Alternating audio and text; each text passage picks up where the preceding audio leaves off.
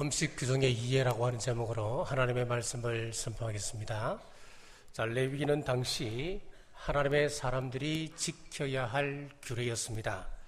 자, 특히 11장은 음식과 관련해서 정한 짐승과 부정한 짐승을 구분하는데, 이 모든 음식 규정은 우리의 일상생활과 밀접한 관련이 있었습니다. 예를 들어서 안식일은 일주일에 한 번씩 지키는 한 주간의 행사였습니다. 그리고 절기는 1년의 행사였습니다. 그리고 정결 음식법은 매일 지켜야 하는 규례였습니다. 사람들은 보통 하루에 3번 식사를 하는데, 음식을 만들기 전에 이 음식은 먹을 수 있는 것인지 없는 것인지 늘 생각을 하게 됩니다. 그래서 그들은 이 하나님의 말씀을 이것을 생각하고 지켜나가므로 그들의 경건 생활에 큰 유익을 끼치게 되었습니다. 자, 그런데 이런 구약의 규례들은 예수님께서 이 땅에 오심으로 철폐되었습니다. 지난주에 우리가 살펴보았듯이 큰 신약에 있어서 획기적인 사건이 하나 있었습니다. 베드로가 이방인들에게 나아가기를 주저하고 있을 때에 하나님께서 환상을 통하여서 큰 깨우침을 주셨습니다. 하늘에서 보자기가 내려오는데 그 보자기 속을 들어보니까 성경에서 이야기하고 있는 부정한 짐승들이 가득 들어있는 것이었습니다. 그것을 보고 천사가 하는 이야기가 이것 잡아 먹으라는 겁니다. 그때 베드로가 음식 규정을 들어 이야기하면서 먹을 수 없다는 거예요. 그때 천사가 하는 이야기가 하나님께서 거룩하게 하신 것을 속되다 하지 말라. 여러분, 이 사도행전 10장의 이 사건은 정말 큰 의미를 우리에게 주고 있습니다. 첫 번째는 유대인들도 구원의 판결로 받으신다고 하는 하나님의 선언입니다. 그리고 또 하나는 구약의 음식 규례가 철폐되었다라고 하는 것을 우리에게 선언하는 말씀이기도 합니다. 우리 예수님께서도 무엇을 먹느냐라고 하는 것이 중요한 것이 아니고 사람의 내면 상태가 더 중요하다 말씀하셨습니다. 마태복음 15장 11절에 보면은 입에 들어가는 것이 사람을 더럽게 하는 것이 아니라 입에서 나오는 그것이 사람을 더럽게 하는 것이니라. 골로새서 2장 16절에서 17절에도 보면 이렇게 말씀합니다. 그러므로 먹고 마시는 것과 절기나 월삭이나 안식일을 인하여 누구든지 너희를 평론하지 못하게 하라. 이것들은 장래일의 그림자이나 몸은 그리스도의 것이니라. 그렇습니다. 우리 예수님께서 오시기 전까지는 음식 규정이 타당한 것이었습니다만은 예수님께서 이 땅에 오심으로 이런 음식 규정이 철폐되었다고 하는 것을 말씀하고 있습니다. 그러므로 오늘날 우리 성도들이 구원을 받기 위해서 구약에 나타난 음식 규정을 지키지 않아도 되는 겁니다. 그러나 율법의 형식과 율법의 제도는 폐지되었다 할지라도 오늘날 여전히 그 정신과 그 의미는 유효하다라고 하는 것을 우리는 반드시 짚고 넘어가셔야 됩니다. 지난 시간 정한 짐승과 부정한 짐승에 대해서 살펴보았습니다. 땅에서 기어다니는 동물 중에 새김질을 하고 또 굽이 갈라진 것은 먹을 수가 있었습니다만은 그 둘 중에 하나라도 제외가 되면은 그것은 먹을 수가 없는 부정한 동물로 취급을 했습니다. 자, 이 말씀이 주는 교훈은 무엇이었습니까? 굽이 갈라진다고 하는 것은 하나님의 백성들, 하나님의 사람들이 세상 사람들과 구별된 삶을 살아라 라고 하는 의미가 있었습니다. 새김질을 한다고 하는 것은 무슨 의미냐 하면은 하나님께서 우리에게 주신 이 귀한 생명과 같은 이 말씀, 우리가 늘 읽고 늘 그것을 묵상하라고 하는 의미였습니다. 자, 오늘은 물고기에 관한 말씀을 살펴봄으로써 은혜를 나누겠습니다. 9절에서 10절 말씀 제가 읽습니다. 물에 있는 모든 것 중에서 너희가 먹을 만한 것은 이것이니 강과 바다와 다른 물에 있는 모든 것 중에서 지느러미와 비늘 있는 것은 너희가 먹되 물에서 움직이는 모든 것과 물에서 사는 모든 것 곧 강과 바다에 있는 것으로서 지느러미와 비늘 없는 모든 것은 너희에게 가증한 것이니라.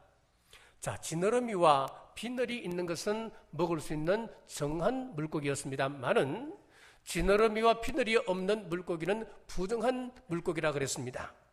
자, 정한 물고기의 의미를 한번 살펴보면은 마태복음 13장 47절에서 50절에 우리 주님께서 말씀하시기를 또 천국은 마치 바다에 치고 각종 물고기를 모으는 그물과 같으니 그물에 가득하며 물가로 끌어내어 앉아서 좋은 것은 그릇에 담고 못된 것은 내어 버리느니라.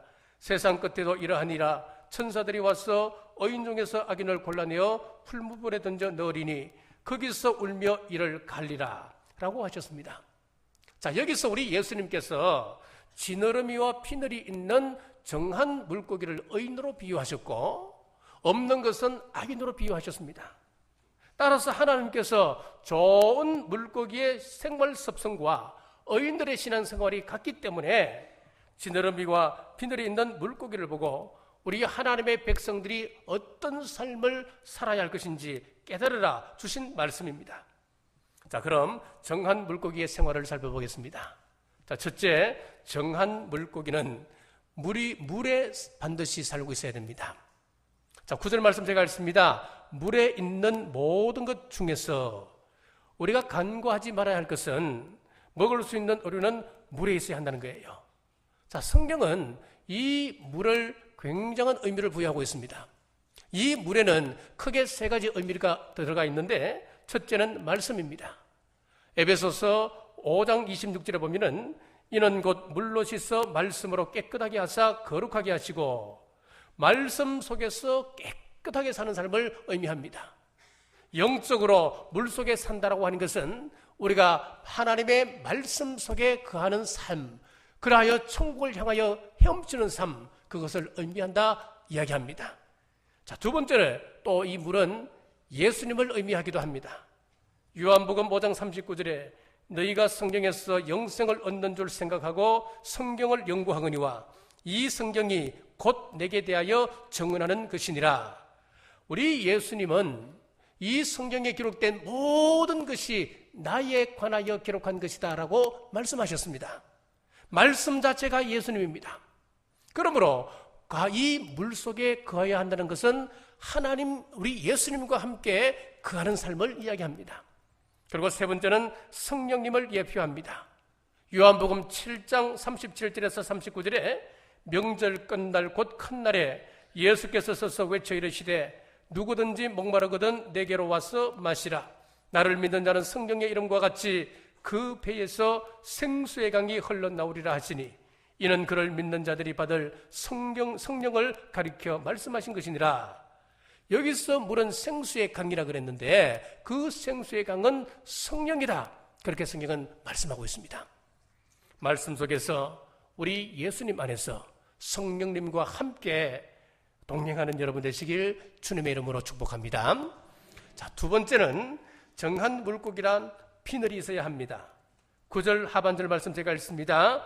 물에 있는 모든 것 중에서 지느러미와 피늘이 있는 것은 너희가 먹되.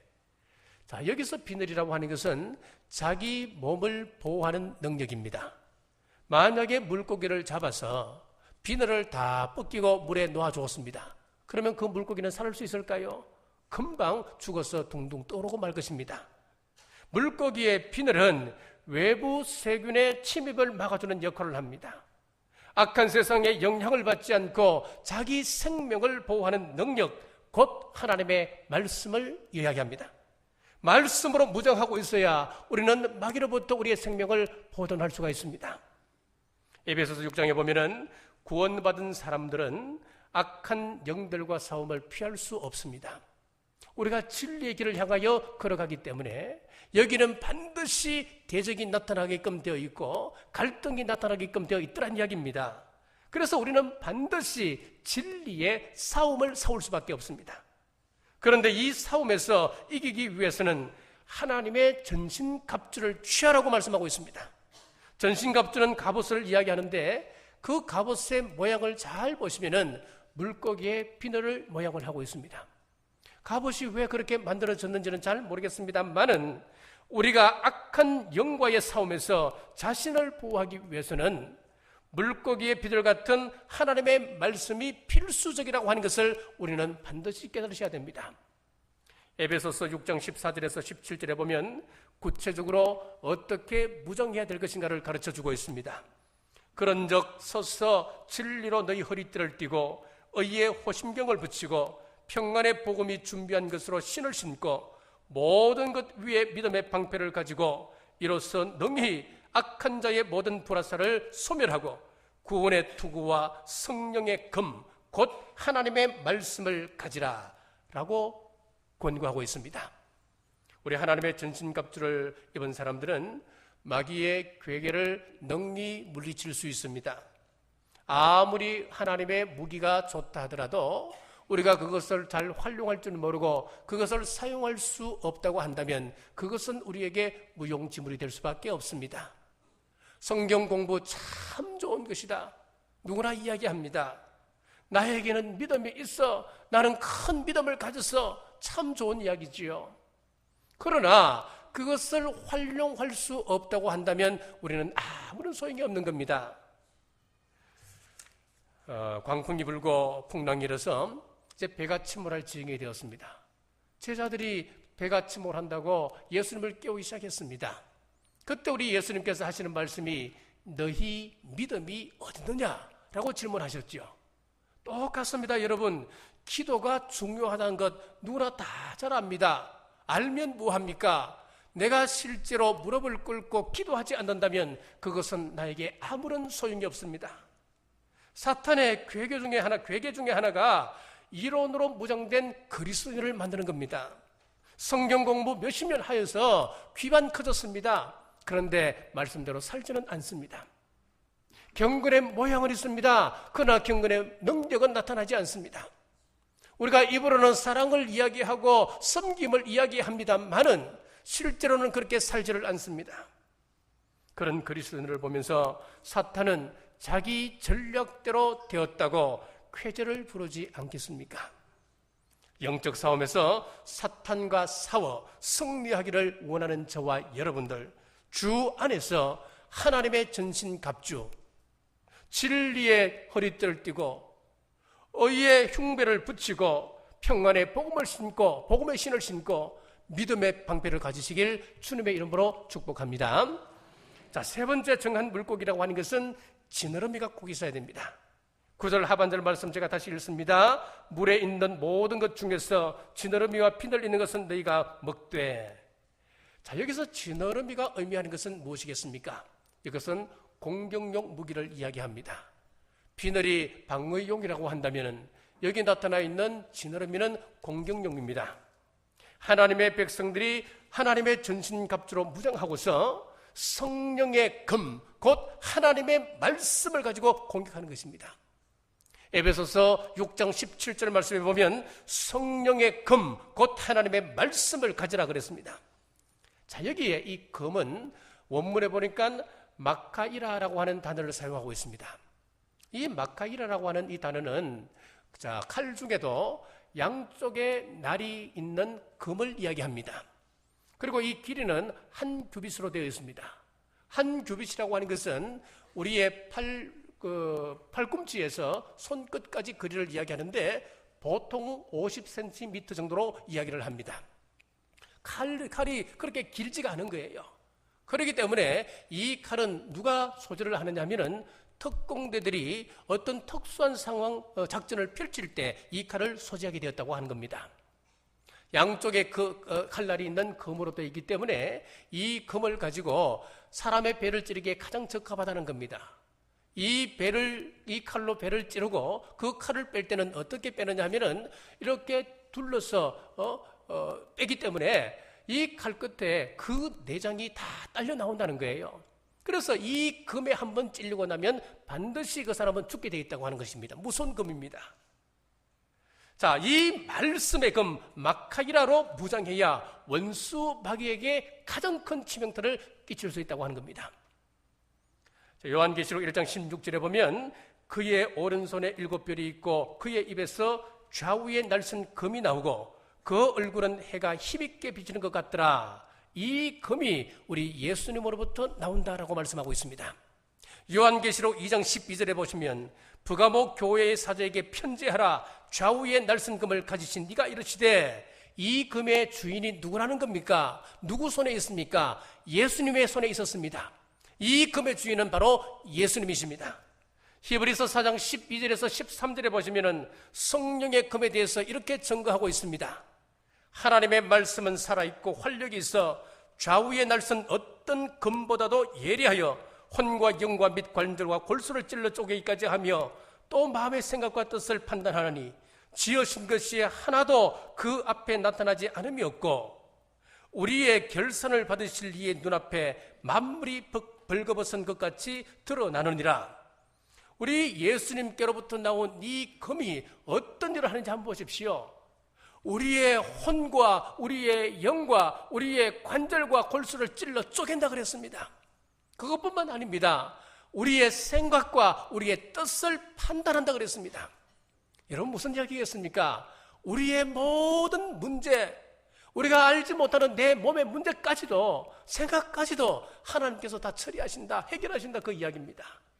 사도행전 2장 37절에 보면은 베드로가 성령이 충만하여서 말씀을 증거할 때에 어떤 역사가 나타나는지 한번 보십시오. 그들이 이 말을 듣고 마음에 찔려 베드로와 다른 사도들 앞에 사도들에게 물어 이르되 형제들아 우리가 어찌할까 하거늘. 하나님의 말씀의 금이 그 마음밭에 꽂히게 되니까 그것이 막 수술하기 시작하는 겁니다. 혼과 영을 찔러 쪼개기 시작하는 겁니다. 그랬더니 회개가 일어나기 시작하는 거예요. 자신의 죄를 보기 시작한 거예요. 그래서 고백하기를 우리가 어찌할꼬 가슴을 팀치며 통곡하는 것이었습니다. 사랑하는 여러분, 성령의 금, 말씀의 금으로 무장하면 이 금이 저와 여러분을 고치십니다. 나아가서 성령의 금이 원수 마귀를 제압합니다. 이 무기가 없으면 우리는 사탄에게 조롱과 시달림을 당할 수밖에 없습니다. 자, 그렇다면 우리는 이 무기를 자유롭게 활용할 수 있어야 됩니다. 어떻게 활용할 수 있겠습니까? 말씀을 깊이 묵상하는 훈련이 필요합니다. 우리 교회는 매일 성경 읽기가 되어 있습니다. 신앙 3대 대행진을 한번 보십시오. 얼마나 좋은지 몰라요. 말씀 대행진, 전도 대행진, 그리고 예배 대행진. 어느 것 하나 약한 것이 없는 거예요. 얼마나 좋은지 모르겠습니다. 이것이 아무리 좋으면 뭐합니까? 생활 속에서 실천하지 않는다면 이것은 여러분들에게서 능력이 되지 않습니다. 하루에 한 번 가정예배 드리고 3번 골반 기도.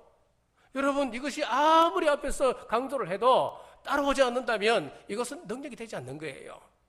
하나님의 말씀 우리가 매일 읽읍시다. 매일 묵상합시다. 실천합시다. 아무리 이야기해도 그것을 실천하지 않는다면 이것은 우리에게서 아무런 능력이 되지 않습니다, 여러분.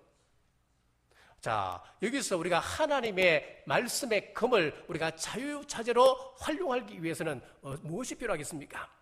하나님의 말씀을 묵상하는 겁니다. 이것은 훈련으로 가능합니다. 말씀을 읽는 시간과 그 말씀을 묵상하는 시간이 필요합니다. 새벽 또는 아침 일찍 일어나서 조용한 시간, 우리가 말씀을 묵상하는 시간을 꼭 가져보십시오. 그러면은 하루에 말씀의 금을 지금 여러분들이 다듬는 거예요. 그 말씀의 금, 성령의 금을 취하는 하나의 방법이 되는 겁니다. 사랑하는 성도 여러분, 정한 물고기는 지느러미를 가지듯이 성령의 금, 말씀의 금으로 무장하는 여러분 되시길 주님의 이름으로 축복합니다. 자, 이 지느러미를 잘 보시면 어디에 붙는지 한번 보십시오. 이 지느러미는 등과 꼬리와 몸통 옆에 붙어 있습니다. 왜 그럴까요? 이 지느러미의 역할이 여기서 분명히 나타납니다. 이 지느러미는 균형을 잡을 때 꼭 필요합니다. 방향을 틀 때도 필요합니다. 그리고 앞으로 힘있게 전진할 때도 반드시 이 지느러미가 필요합니다. 이것은 영적인 의미가 있습니다. 구원받은 사람들은 하나님의 말씀으로 생활의 균형을 잡고 우리가 세상에서 벗어나서 돌아서서 하나님께로 우리가 방향을 정하고 그리고 저 천국을 향하여 힘있게 앞으로 전진하는 의미를 가지고 있습니다. 말씀으로 생활의 균형을 잡지 아니하고 방향을 하나님께로 돌리지 아니하고 또 하나님께로 향하여 나가지 않는다면 그 사람은 구원받은 사람이 아닙니다. 베드로전서 3장 21절 말씀에 보면은 물은 그리스도의 부활하심으로 말미암아 이제 너희를 구원하는 표현이 곧 세례라 육체에 들어온 것을 제하여 버림이 아니요 오직 선한 양심이 하나님을 향하여 찾아가는 것이라. 여러분, 구원받는다고 하는 것이 무슨 이야기라는 겁니까? 우리의 선한 양심이 하나님을 향하여 찾아가는 것이다, 그렇게 말씀하고 있잖아요.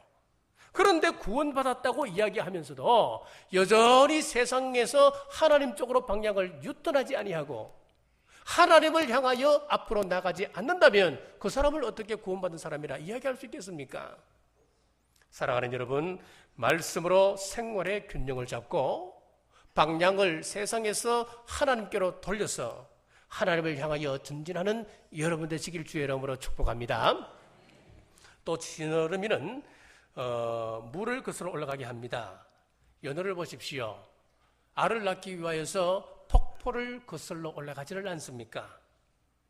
만일 연어가 지느러미가 없다면 거슬러 올라갈 수가 없을 겁니다. 물이 흐르는 대로 그냥 떠밀려 내려갈 수밖에 없을 겁니다. 구원받았다 하면서도 세상 풍조에 휩쓸려 살아간다면 그 사람은 부정한 물고기와 똑같습니다. 그래서 빌립보 3장 17절에서 19절 말씀에 형제들아 너희는 함께 나를 본받으라 또 우리로 본을 삼은 것 같이 그대로 행하는 자들을 보이라. 내가 여러 번 너희에게 말하였거니와 이제도 눈물을 흘리며 말하노니 여러 사람들이 그리스도 십자가의 원수로 행하느니라. 저희의 마침은 멸망이요 저희의 신은 배요 그 영광은 저희의 부끄러움에 있고 땅의 일을 생각하는 자라. 십자가의 원수로 행했다라고 하는 것은 땅의 일, 곧 세상 일만 생각하는 것을 말합니다. 세상에서 부귀영화만 생각한다면 그는 십자가의 원수로 행하는 사람입니다. 그러므로 땅의 일만 생각할 것이 아니라 천국을 소망하셔야 됩니다. 빌립보서 3장 20절에서 21절 말씀에 오직 우리의 시민권은 하늘에 있는지라 거기로서 구원하는 자 곧 주 예수 그리스도를 기다리노니 그가 만물을 자기에게 복종케 하실 수 있는 자의 역사로 우리의 낮은 몸을 자기 영광의 몸의 형체와 같이 변케 하시리라 그랬습니다. 우리 예수 그리스도께서 반드시 재림하십니다. 우리 예수님께서 재림하시면은 우리의 육체는 신령한 몸으로 변환됩니다. 그것을 소망으로 삼고 살아가는 그 사람이 바로 정한 물고기와 같다, 그 이야기입니다. 히브리서 10장 37절에서 39절에 보시면은 잠깐 두면 오실 리가 오시리니 지체하지 아니하시니라. 나의 의인은 믿음으로 말미암아 살리라. 또한 뒤로 물러가면 내 마음이 그를 기뻐하지 아니하리라. 우리는 뒤로 물러가 멸망할 자가 아니요 오직 영혼을 구원함에 이르는 믿음을 가진 자니라 라고 말씀하고 있습니다. 우리 주님 오실 때에 저와 여러분들은 뒤로 물러갈 사람들이 아니다 라고 성경은 말씀하고 있습니다. 사랑하는 여러분, 우리 모두 정한 물고기 되어서 혼탁한 세상 속에서 천국을 소망하며 전진하시는 여러분 되시길 주님의 이름으로 축복합니다. 자, 그러면은 부정한 물고기는 어떤 것일까요? 12절 말씀 제가 읽습니다. 수중 생물에 지느러미와 피늘 없는 것은 너희가 혐오할 것이니라. 자, 피늘 없는 종류를 살펴보면은 대표적으로 뱀장어를 하든지 미꾸라지라든지 이런 것들이 있겠지요. 자, 이런 물고기들은 몸이 매끈매끈하기 때문에 아무리 무언가를 쳐놓아도 잘 빠져나갑니다. 마찬가지로 성도들 가운데도 간혹 구원의 확신 없이 그저 왔다 갔다 하는 사람이 있을 수 있습니다. 교회 일에는 참여하지 않습니다. 교제가 없습니다. 봉사도 없습니다. 자, 또한 장어와 미꾸라지 같은 물고기는 한 곳에 정착해서 생활을 합니다. 더러운 흙탕물이나 뻘 구덩이 속에서 살기를 좋아합니다. 머리와 꼬리밖에 없는 물고기들은 평소에 이런 뻘 구덩이 속에 정착하면서 이동생활하지 않기 때문에 큰 홍수가 지게 되면 하루로 밀려 내려갈 수밖에 없습니다. 우리 성경에서 홍수는 하나님의 심판을 상징하고 있습니다. 창세기 7장에 보면 노아 시대 때 이 땅에 큰 홍수가 있었습니다. 집을 덮습니다. 높은 산을 다 덮습니다. 그제서야 세상 사람들이 노아가 이야기했던 그 말이 사실이었구나 깨닫게 되었습니다. 하지만 때는 늦었습니다. 자, 여기서 구원받는 길은 오직 한 가지밖에 없습니다. 구원의 방주, 노아 방주 안에 들어가는 사람만이 구원받을 수가 있었습니다. 여기에 들어가지 못하면 그 누구도 살아남을 수가 없습니다. 하지만 이 방주 안에만 들어가면은 사람이 살고 동물이 살아나게 되는 것이었습니다. 오늘날 교회가 많고 십자가 탑이 높게 달려있다 할지라도 진리 대신 주님 안에 있지 아니한다면 우리는 다 잠기게끔 되어 있습니다. 마지막 때가 되면 많은 물이 합쳐진다 그랬습니다.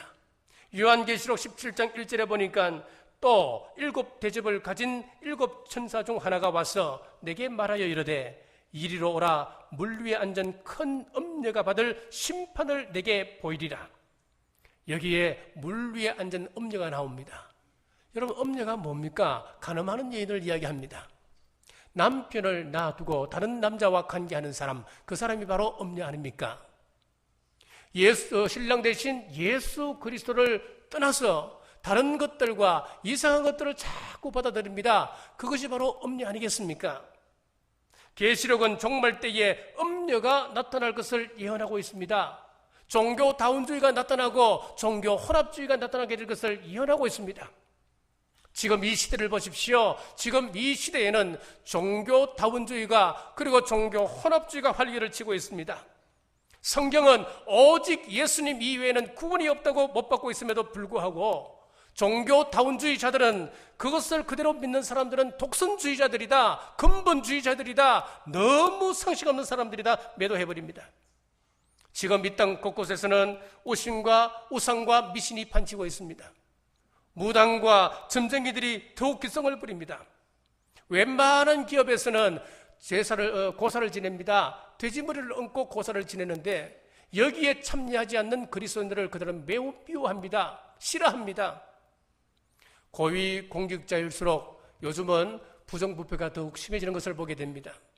그들과 함께 손잡지 않는 그리스도인들은, 그 사람들은 인사에서도 불이익을 당하게 되고 인간관계에서도 소외되는 것을 종종 경험하게 하고 있지 않습니까? 나아가서 전국적으로 퍼져 있는 음란과 음행과 간통과 그리고 간음, 가정을 무너뜨리고 이혼을 합법화시키기에 이르렀습니다. 세상에서 빛과 소금의 역할을 해야 하는 거룩한 공동체가 교회인데 이런 여러 교회들이 마귀에게 이미 점령을 당했습니다. 초대 교회 때나 종교개혁 시대 때 그리고 청교도 시대 때는 이 기독교인 그러면은 그 사람이 거룩과 또 진리의 상징물이 되었습니다만은 더 이상 우리 성도들이 세상 속에서 정직과 진리와 거룩의 대명사가 된 지 오래되었습니다. 왜 이렇게 되었습니까? 교회가 세상 복을 추구하느라고 진리의 거룩한 싸움을 포기했기 때문에 그렇습니다. 우리 대한민국의 장래는 교회에 달려 있습니다. 한번 주위를 한번 살펴보십시오. 경제가 참 어려워집니다. 그리고 살아남기가 너무너무 힘듭니다. 젊은이들의 장래가 암울합니다.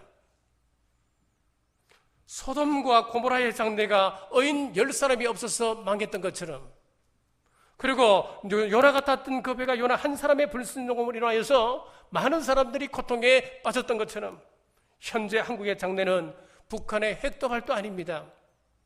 미국과 일본과 중국과 소련의 외교 관계 그 문제도 아닙니다. 한국 교회에 달려 있습니다. 우리가 말씀으로 돌아가서 하나님의 전신갑주와 성령의 금으로 무장하여서 어둠의 세력과 싸움을 시작하게 되면 대한민국은 망하지 아니하고 다시금 우리는 하나님의 손에 붙들려 활기차게 이 마지막 때 서임받는 교회가 한국 대한민국 기독교가 되지만은 우리가 이 싸움을 포기하게 되면 우리 한국은 희망이 없는 대한민국이 되고 마는 겁니다. 그런데 종교다운주의자들은 여전히 이야기합니다. 그리스도는 믿는데 예수는 못 믿겠다는 겁니다. 예수 그리스도 이야기했을 때에 예수 그리스도라고 하는 것은, 그 예수라고 하는 것은 나사렛 예수님을 의미하는 것이거든요. 그런데 종교다운주의자들은 여기서 예수라고 하는 이름을 이제는 빼버렸습니다. 그래서 그리스도라고 하는 이름만 남겨놓았습니다.